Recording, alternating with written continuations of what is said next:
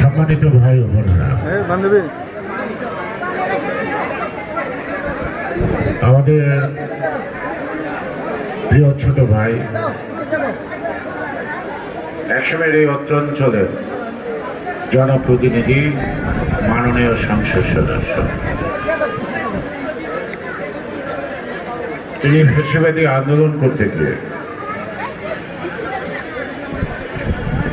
বারবার কারাগারে গিয়েছেন, কিন্তু শেষবারের মতো আর কারাগার থেকে তিনি জীবিত মুক্তি লাভ করেন।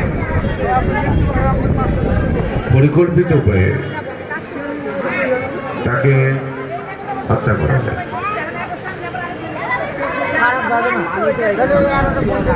তার মৃত্যুটা আমার মনে হয় সে মৃত নয়, সে শহীদ।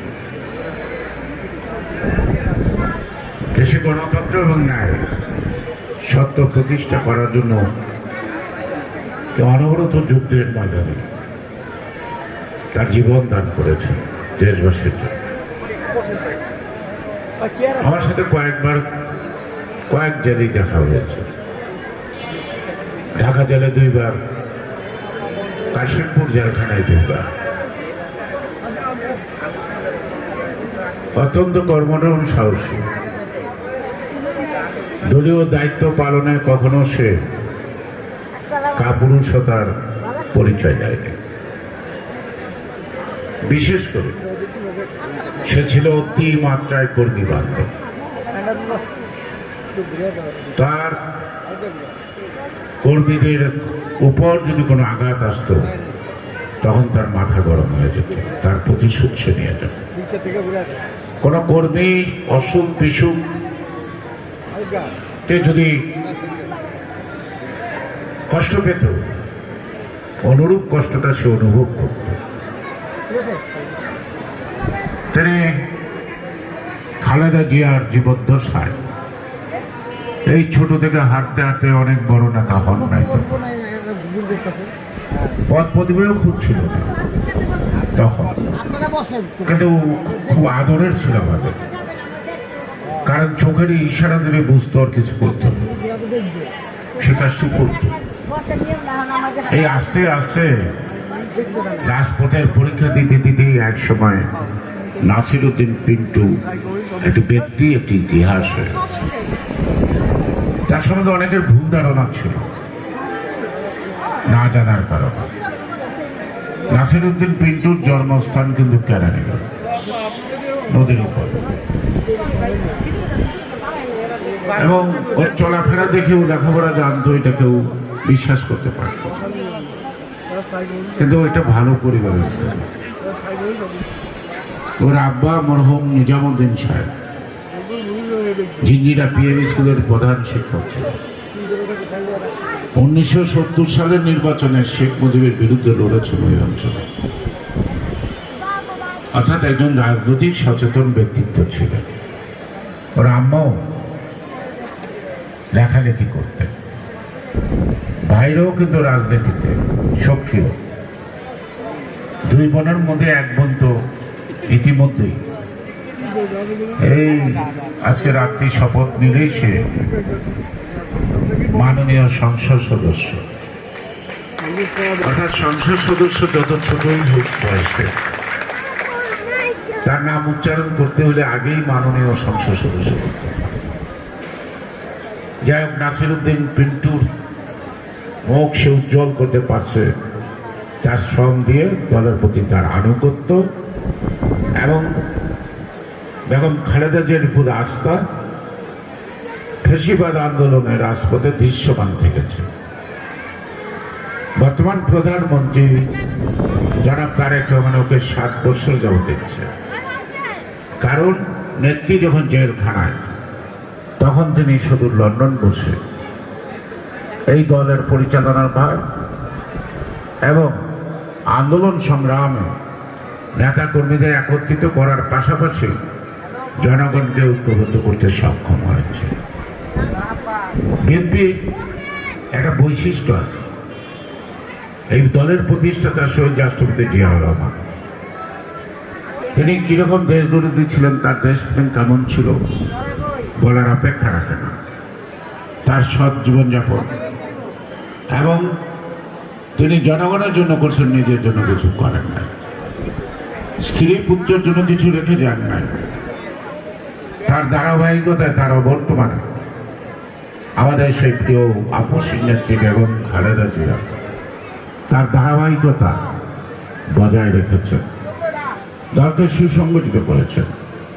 দেশের মানুষকে তিনি ভালোবাসতেন, দেশের মানুষের জন্য, দেশের জন্য তিনি মাথা উঁচু করে থেকেছেন, কখনো আপোষ করেন না।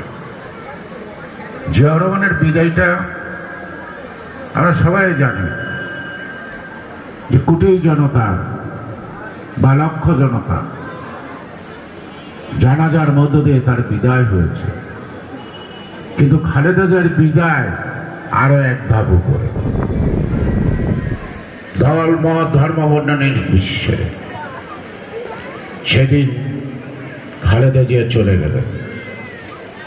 তিনি যখন কবরে যায় জানার শেষে 5 জন আলেম তার কফিন কাঁধে করে কবরে নিয়েছে। এটা ভাগ্যের ব্যাপার, সবাই পায় না। জিয়াউর রহমানের শাহাদাত বরণের পরে জানাজার সময় কেবল বৃষ্টি হয়েছিল। ঠিক একইভাবে আমার নেত্রী বেগম খালেদা জিয়ার জানাজার দিনকেও কিন্তু আকাশ ভেঙে পড়েছিল, বৃষ্টি হয়েছে। আজকে আমি যখন এই দিক দিয়ে আসছি, মুষলধারে বৃষ্টি। আমার 3টে আসার কথা, আমি 3টে আসছি, মুষলধারে বৃষ্টি। অর্থাৎ এই বৃষ্টির মধ্যে একটা শুভবার্তা থাকে, শুভবার্তা থাকে। অর্থাৎ যারা দেশ জনগণের জন্য কাজ করেন, আল্লাহ তাআলার পক্ষ থেকে ওই সময় আকাশ থেকে বৃষ্টি করে তার আত্মার শান্তি দেয়, এটা শান্তি দেয়। তাই আমরা ভাগ্যবান যে পিন্টুর মতো একজন কর্মীকে নেতায় রূপান্তরিত করতে পারছে। ও একটা স্মৃতি আমার কাছে আছে। জেলখানায় যখন গেলাম, আসার শেষ দেখার সময় ও জোর করে আমাকে একটা ফতুয়া দিল। আমি বললাম যে তোমার ফতুয়া আমার গায়ে লাগবে না, তুমি অনেক লম্বা।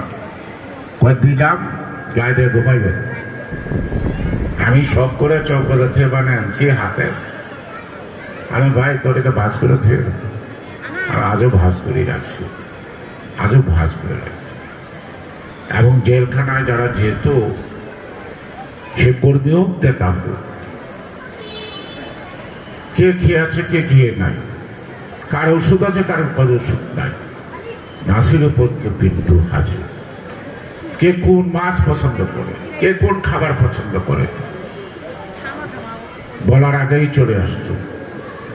আমার উপর একবার খুব রাগ করলো, ওরা এত ভালো ভালো খাবার আমি খাই না, আমি সাধারণ খাবার খাই, বলে আমার কেনাকাটা সব বৃথা, আমি এত কষ্ট করে এইটা আনলাম সেইটা আনলাম, আপনি কিছু খাইলেন না।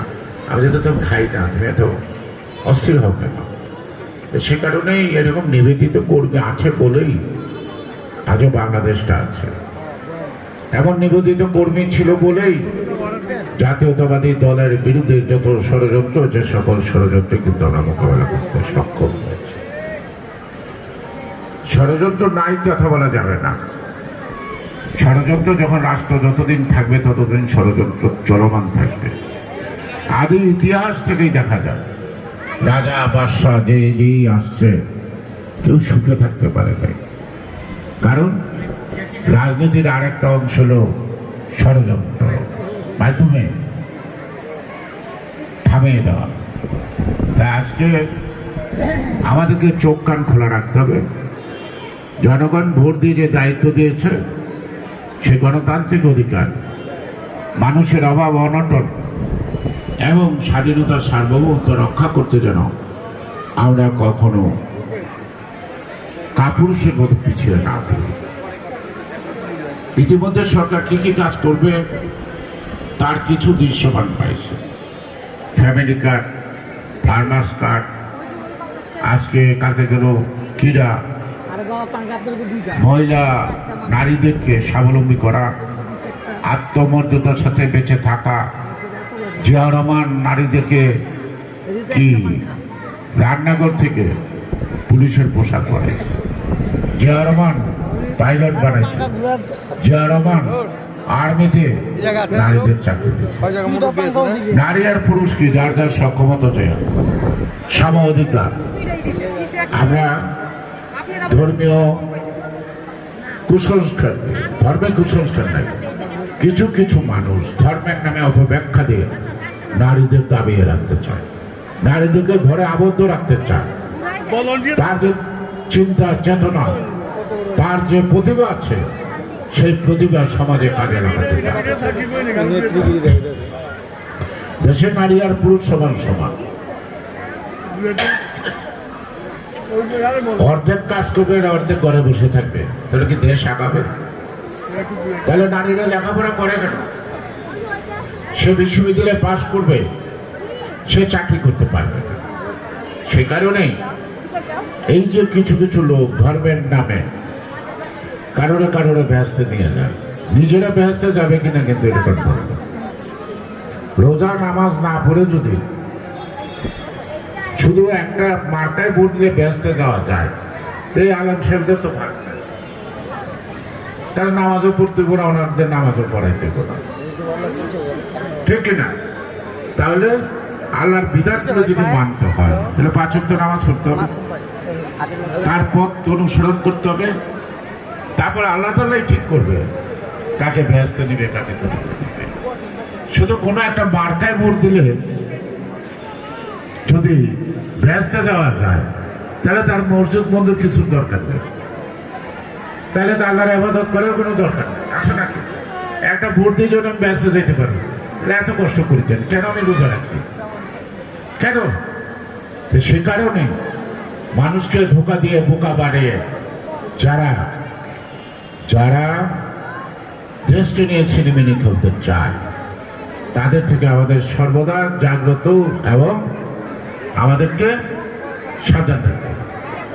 এবং আমরা যে জনগণ ভোট দিচ্ছে, আমরা অনেক কিছু হয়ে যায় না।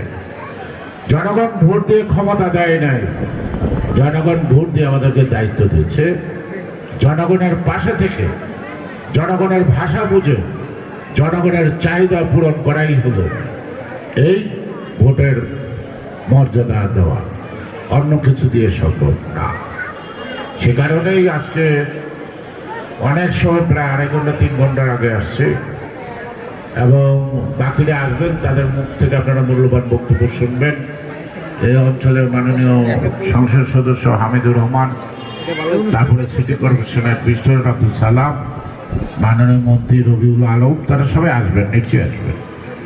তাদের কাছে আমি ক্ষমা প্রার্থী না, এই কারণে আমি তো আগে আসছি, তারা পরে আসতেছে। তো যদিও সময় মতো আসছে, আমি নাসির উদ্দিন পিন্টুর স্মৃতির প্রতি শ্রদ্ধা নিবেদন করি।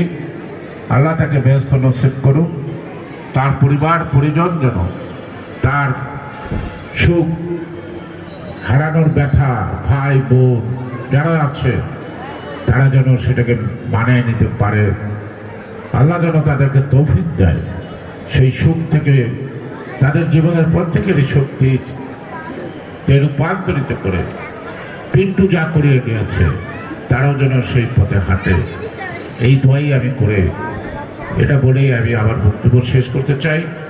সবাইকে ধন্যবাদ। বাংলাদেশ জিন্দাবাদ।